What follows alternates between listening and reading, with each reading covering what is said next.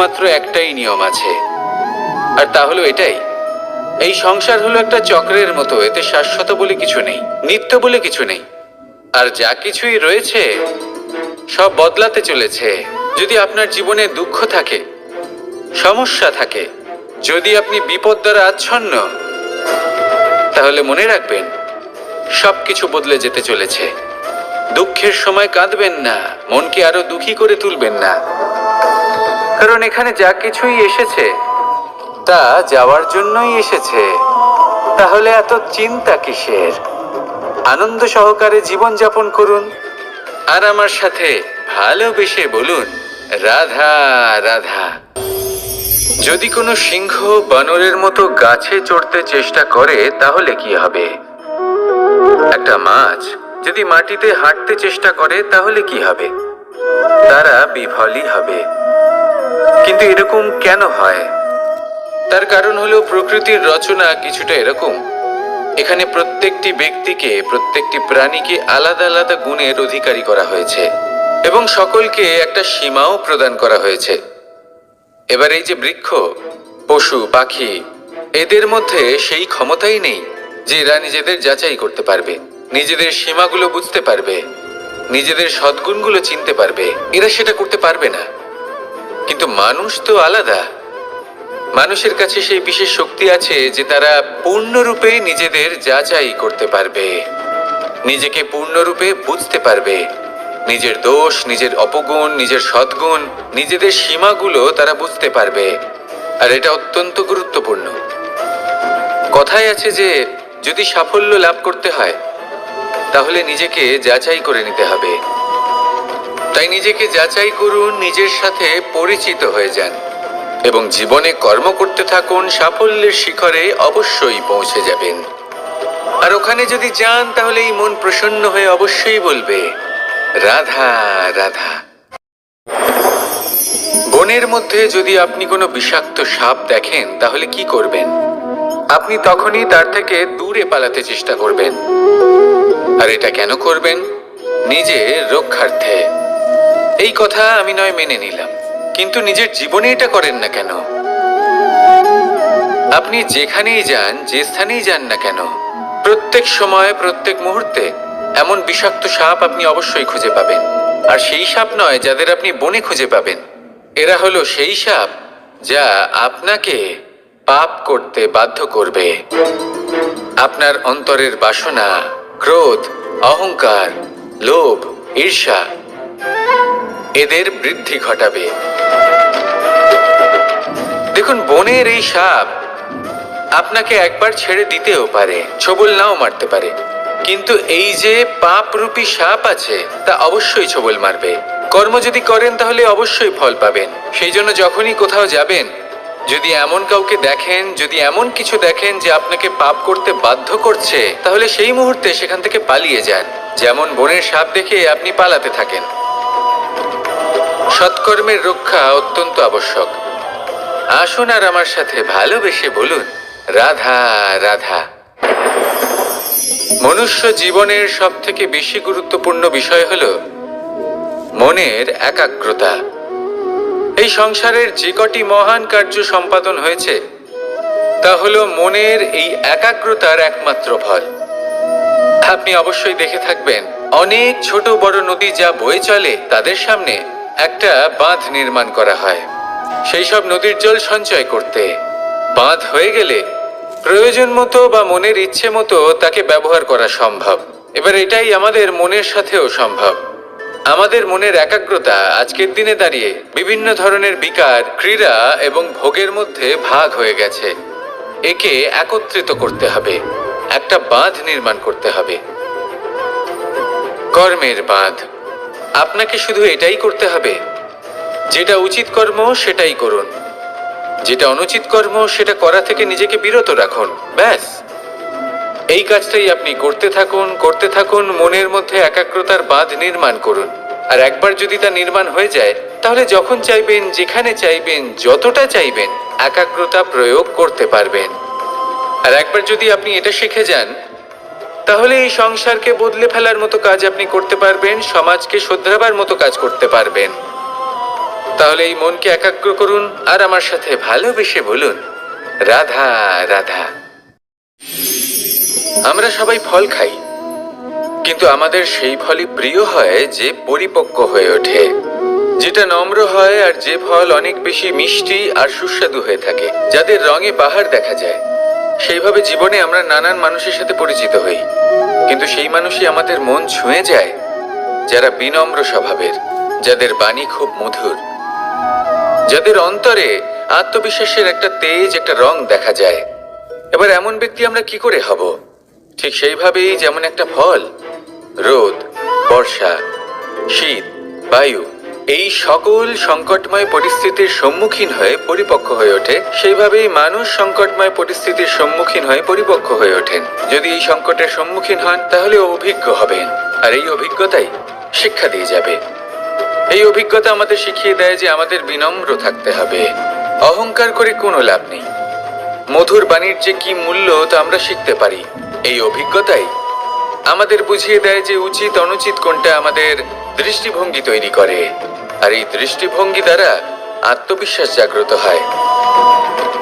সেই জন্য জীবনে কখনো বিপদ থেকে দূরে পালাবেন না, সেগুলোর সম্মুখীন হন, অভিজ্ঞতা লাভ করুন, তার থেকে শিক্ষা লাভ করুন, এইভাবেই পরিপক্ক হবেন। আসুন আমার সাথে ভালোবেসে বলুন, রাধা রাধা।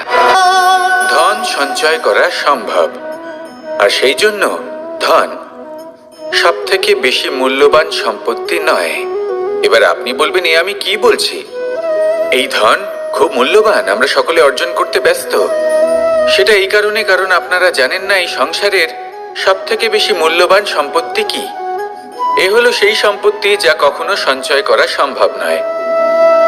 আপনার কাছে যতই ধন থাকুক তা দিয়ে আপনি স্বাস্থ্য লাভ করতে পারেন, বাড়ি কিনতে পারেন, আদি ইত্যাদি, কিন্তু আপনি যতই ধনী হন না কেন, ফেলে আসা দিনের একটা মুহূর্ত আপনি লাভ করতে পারবেন না।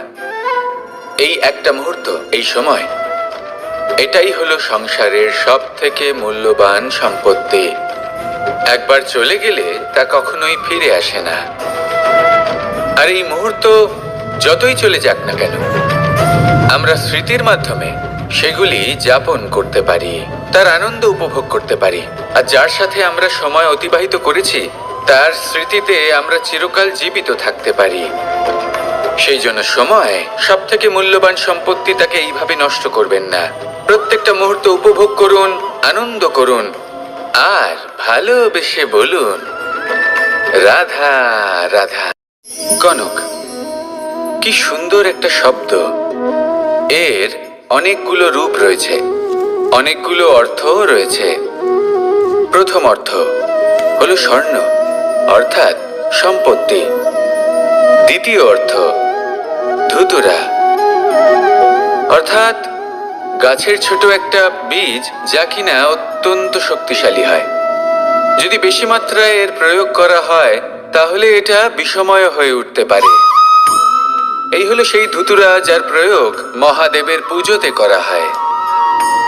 এবার প্রশ্ন হলো এটাই যে এই স্বর্ণ এবং এই ধুতুরার মধ্যে মিল কি রয়েছে। মিল হলো এটাই যে এই দুটোই মানুষকে মত্ত করে তোলে।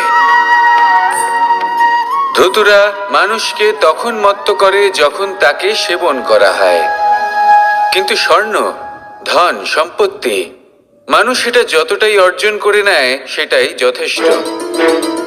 এই স্বর্ণ মানুষের ভাবনা চিন্তা করার ক্ষমতাকে বশ করে ফেলে। মানুষ সম্পত্তির লোভে মত্ত হয়ে ওঠে, কারণ যে যত চমৎকারী, যতটা অমূল্য হয় তাকে সামলানো কিন্তু ততটাই কঠিন, তাই না? তাই মনে রাখবেন, ধন, স্বর্ণ, সম্পত্তি এগুলো ধুতুরার থেকেও অনেক বেশি বিষাক্ত হতে পারে। তাই এর ওপর আত্মসংযমের একটা কবচ পরিয়ে রাখবেন এবং বিবেকের শক্তির সাথে এগুলো প্রয়োগ করুন, তবেই কল্যাণ হবে। আসুন আমার সাথে ভালোবেসে বলুন, রাধা রাধা। মানুষের জীবনে তিনটি গুণ অত্যন্ত প্রয়োজনীয়: শ্রদ্ধা, বিনম্রতা, যোগ্যতা। যদি জ্ঞান লাভ করতে চান তাহলে শ্রদ্ধার প্রয়োজন, যদি মান লাভ করতে চান তাহলে স্বভাবে বিনম্র হওয়া প্রয়োজন, আর যদি মনোবাঞ্ছিত স্থান লাভ করতে চান তাহলে যোগ্যতার প্রয়োজন। বিষয়টা সহজ। শ্রদ্ধা আপনাকে জ্ঞান দেবে, নম্রতা আপনাকে মান, আর যোগ্যতা উচিত স্থান দেবে। কিন্তু যদি আপনি এই তিনটি গুণ সম্মিলিত করেন তাহলে এমন কিছু লাভ করবেন যা এই সব কিছুর থেকে অনেক ঊর্ধ্বে। সম্মান।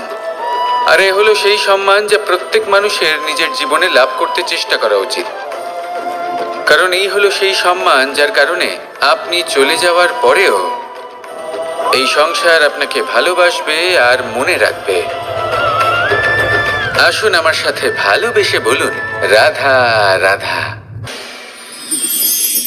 জীবনে গতি অত্যন্ত গুরুত্বপূর্ণ, মতিও হলো গুরুত্বপূর্ণ, এবং তার থেকেও বেশি গুরুত্বপূর্ণ হলো সঙ্গতি।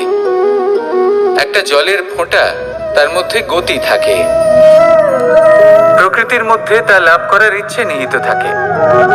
কিন্তু এই যে সঙ্গতি, তা নির্ধারিত করে যে এই জলের ফোঁটা ঝিনুকের মুখে পড়ে মুক্তোতে পরিণত হবে নাকি বিষাক্ত সাপের মুখে পড়ে বিষে পরিণত হবে।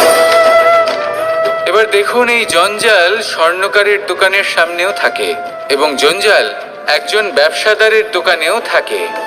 কিন্তু জঞ্জাল যা স্বর্ণকারের দোকানে থাকে তা ব্যবসাদারের দোকানের জঞ্জালের থেকে অনেক বেশি মূল্যবান, কারণ তার মধ্যে সোনার কণার সঙ্গতি থাকে।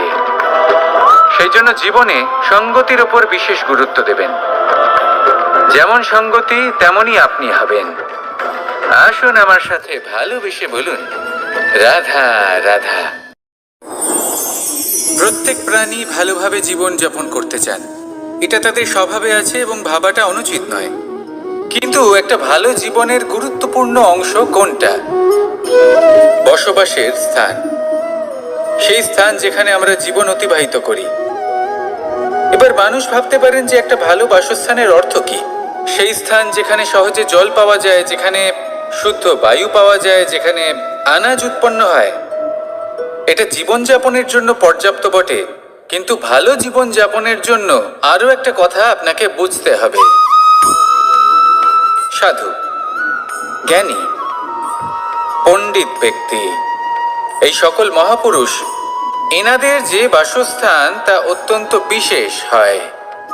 এখানে এক ধরনের বিশেষ ইতিবাচক শক্তি থাকে, এমন একটা স্থান যেখানে দেবতারাও বিচরণ করেন।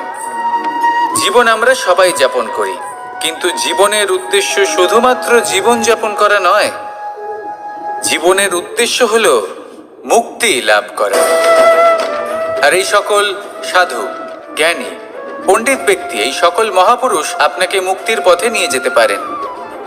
কারণ এরা হলেন সেই মহাপুরুষ যারা নিজেদের অন্তরের বিকার, অহংকার, ক্রোধ, বিদ্বেষ, এই সকল দোষগুলিকে ত্যাগ করেছেন, এদের উপর বিজয় লাভ করেছেন। এমনই একজন ব্যক্তি আপনাকে মুক্তির পথে নিয়ে যেতে পারে। প্রয়োজন হলো শুধুই এনাদের চিনতে পারা, এদের কথা বুঝতে পারা এবং এদের দেখানো পথে চলা। যদি আপনি এটা করতে পারেন তাহলে এই মন প্রফুল্ল হয়ে বলবে, রাধা রাধা। আমি এখানে একা এই বনে বসে আছি, বাঁশি বাজাচ্ছি। কার জন্য? কে আছেন এখানে? কেউ নেই। আমার প্রজা, আমার রাজ্য, আমার পরিবার আমার থেকে অনেক দূরে আছেন। আমি এখানে একা এই বনে বসে এই আকাশের এই রঙের, গাছের এই সব ফলের, মাটির সুবাসের আনন্দ উপভোগ করছি। কেন? আমি হলাম দ্বারকাধীশ।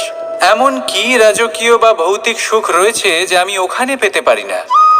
সবকিছুই পেতে পারি, তাও এখানে বনে একা বসে আছি। কোন সুখ খুঁজে চলেছি? একা থাকার সুখ।